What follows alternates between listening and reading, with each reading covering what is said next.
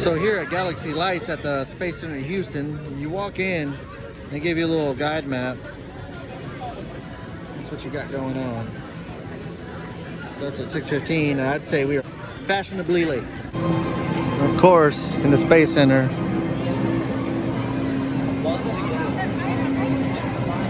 the lights are that way. Gotta make our way over there, but everything is still going on as natural here.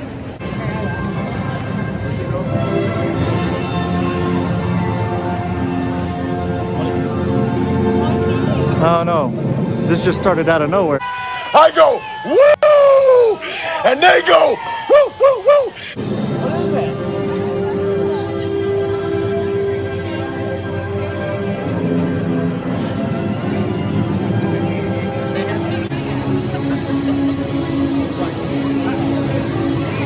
The lights are dancing. Pretty neat, huh? This is the one, right? Yeah. Oh wow. That's pretty cool. Projecting images, it's just like waves of light. I'd say it's pretty cool. Hey, we're walking through.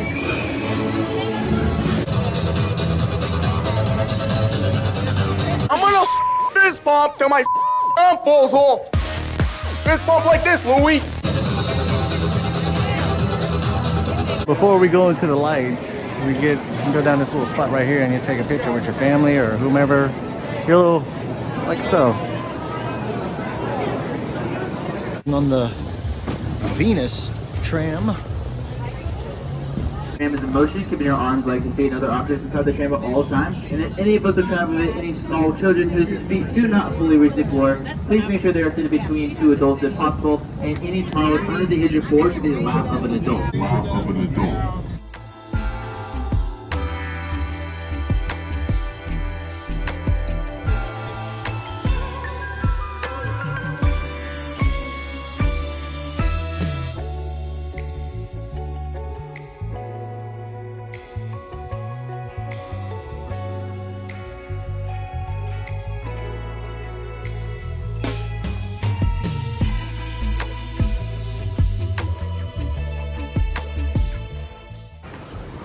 So we're here behind this big old rocket.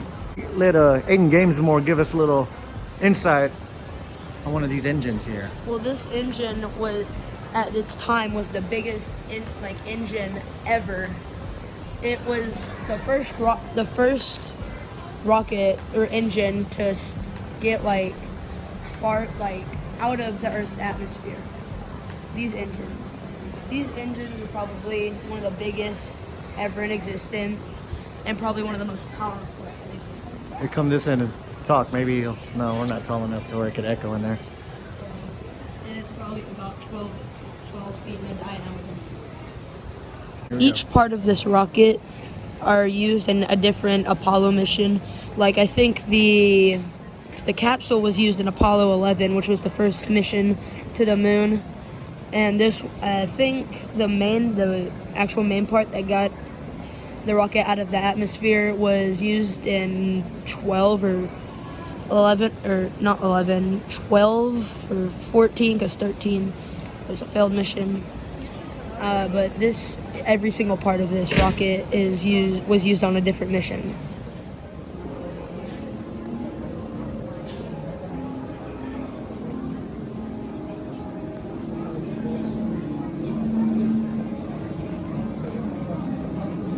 Everything's looking good from Houston.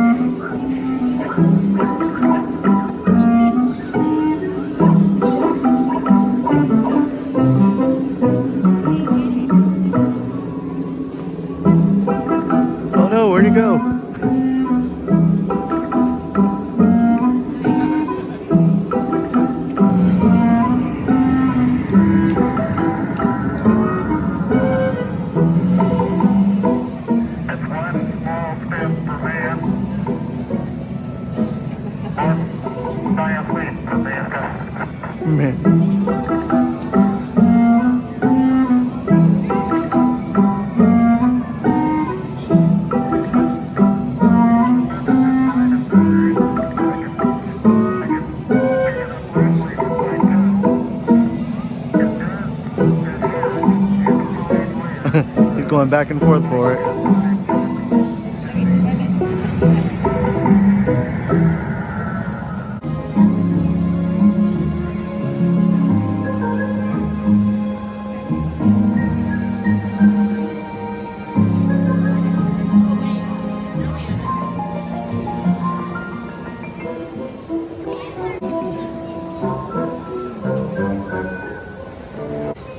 Happy holidays.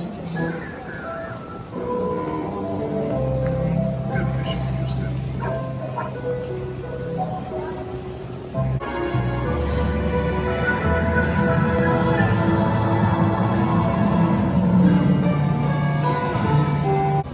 This needle at the top was the space a launch escape system.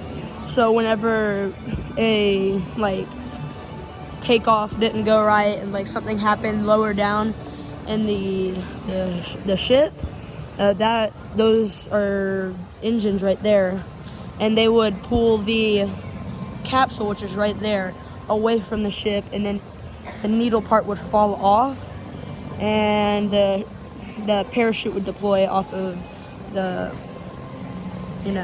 capsule.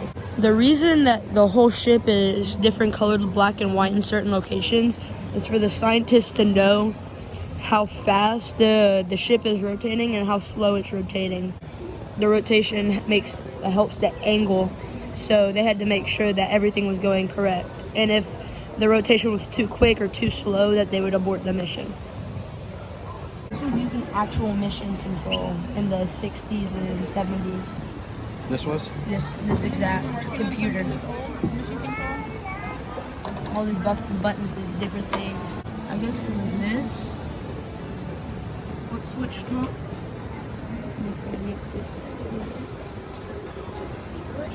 I'm not sure what that is. This was actually. We're all glowing in the little the black light. UV lights. Pizza Planet, baby. Pizza Planet, let's go. So we're on the other side of the rocket. This right here is huge. Massive thing. Yeah. That's a fuel tank for the burners that are on the other end of this stage over there. It's down there. Where we were earlier. Yeah, and right here Uh-huh. is where the Apollo moon lander would be, and then you Sorry, see, it's like real dark. The XR can't pick up at night. yeah, and that way down there, I don't know if that is. No, that's not it. There would be an F1 Raptor, an F1 engine that would that would push the capsule, the main capsule, and its little fuel area and such. So it'd go down, turn around, take the moon lander, and then they would orbit the moon, and then the lander would go down to the moon. Then the top half of the lander would shoot up into orbit of the moon, and then after they're in the orbit of the moon, they attach to the capsule, and the capsule gets rid of the second half of the lander, and then they go home after they discard the top half. This is the singular F1 engine that I was talking about that pushes this whole gas tank, which is massive for one small engine. This tank is pretty massive. Oh yeah. Another fuel tank.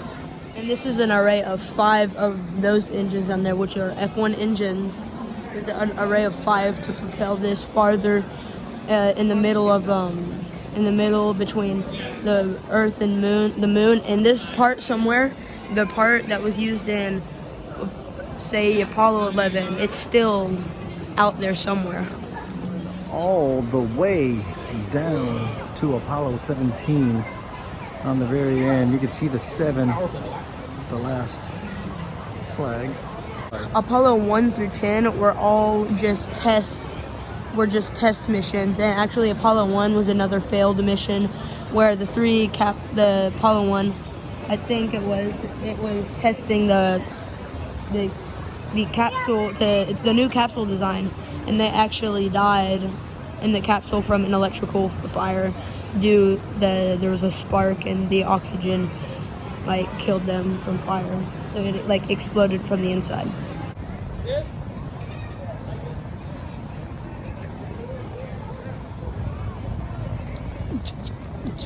The disco shooting star.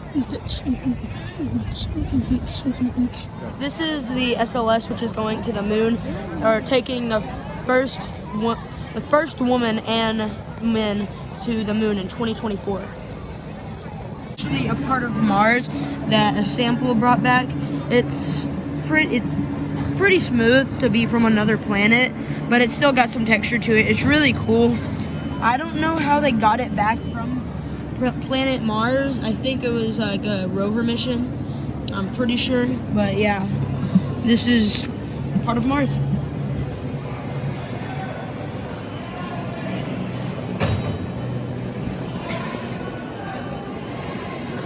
So this is 30 pounds on Earth, so let's do this. Go. This is 30 pounds. That's 30 pounds on Earth. And here's about, let's see. Earth, I mean on Mars, it's 10 pounds. So I could go.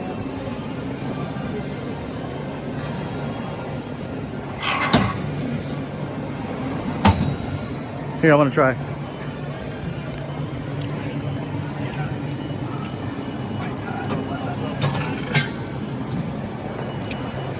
It's pretty light, huh?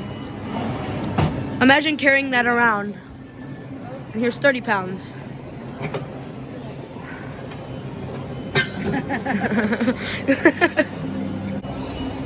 So this is a combustion chamber. Crank it up.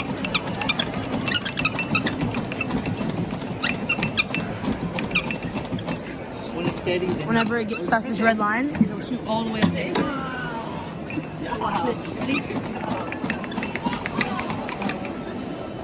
You ready? 3, 2,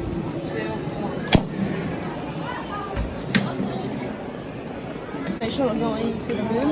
The moon, there's no like model, but you crank it up past the red line. All that work. You gotta redo it again.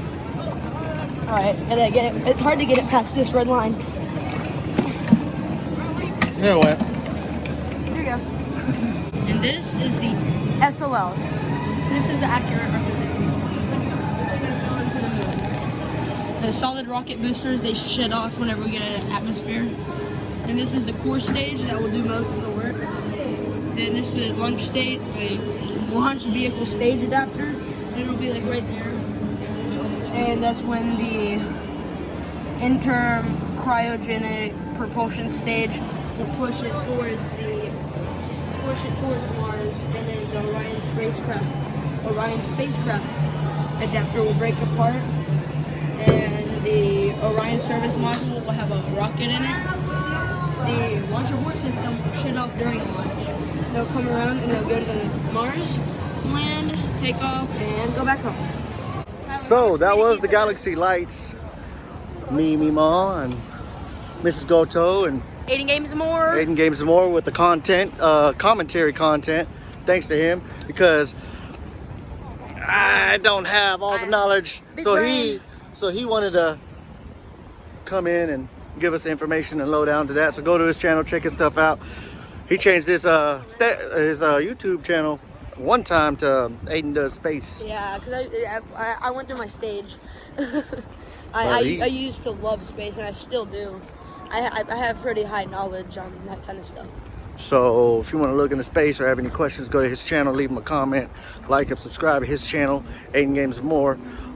But that's all. We are done here, here at the NASA Space Lights here in Houston, Texas. Catch you on a flip.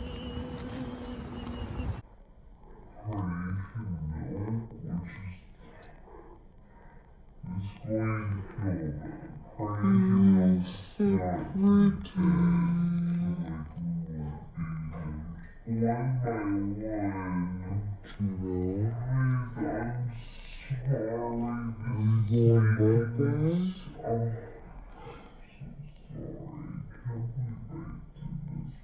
you